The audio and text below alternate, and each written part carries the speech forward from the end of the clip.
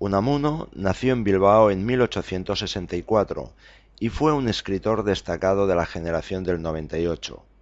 Vivió en la agonía de los problemas religiosos, es decir, de los problemas de la inmortalidad del alma y de la existencia de Dios, en el cual había siempre un permanente conflicto entre lo que sentía el corazón y lo que le dictaba su cabeza. Sus tesis dominantes son el ser humano de carne y hueso, la inmortalidad, la existencia de Dios. Su objetivo, filosofar, para poder seguir viviendo, mantenerse en la lucha de la vida, vivir en la agonía, pues su cabeza y su corazón van en direcciones opuestas. La ciencia es antirreligiosa, la religión es anticientífica, y toda persona no puede excluir ni la una ni la otra, sino que ha de mantenerse firme y en tensión ante tal contradicción. Unamuno tiende a resaltar las dimensiones afectivas e irracionales, los sentimientos, los deseos, los esfuerzos de la persona, y en esto consiste la tragedia del ser humano, y de ahí brota su sentimiento trágico de la vida. No quiero morirme, mas mi razón me dice que me muero.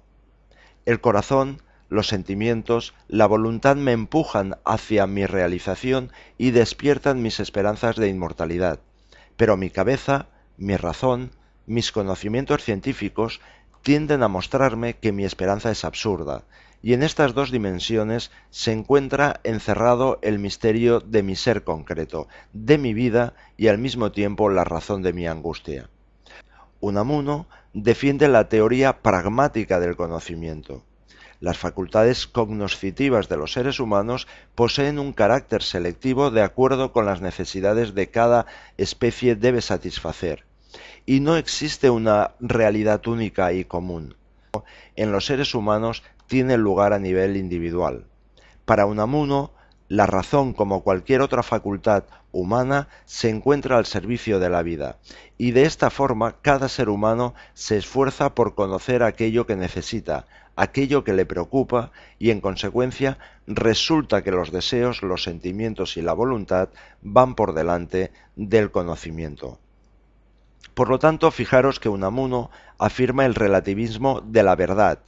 Cada verdad es propia y personal, y defiende que nada se conoce si antes no se quiere, y en consecuencia la conciencia cognoscitiva vendrá después de la apetitiva, es decir, la representación cognoscitiva es resultado de una necesidad vital de carácter previo.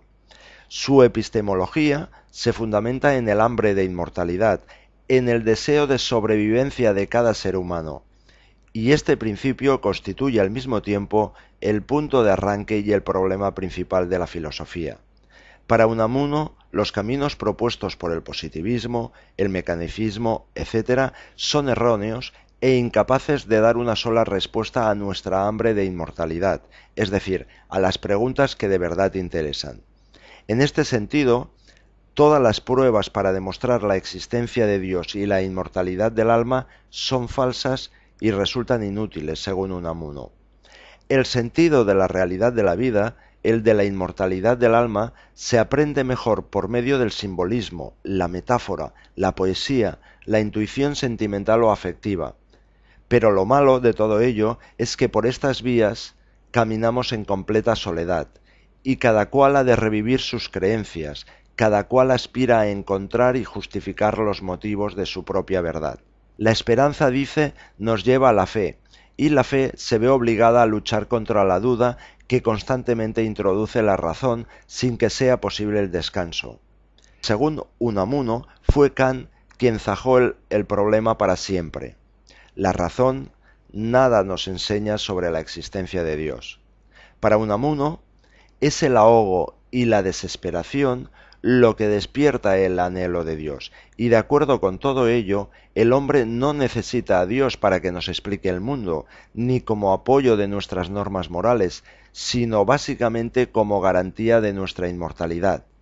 Necesito a Dios para continuar viviendo. Para Unamuno, Dios viene a ser una proyección del ser humano. Por último, Unamuno considera que la fe es una actitud ciega e irracional, que brota de los deseos, de los anhelos, del querer humano. Por eso, creer es crear y esperar. Creemos porque esperamos y esperamos porque creamos. Unamuno distingue entre fe muerta y fe viva.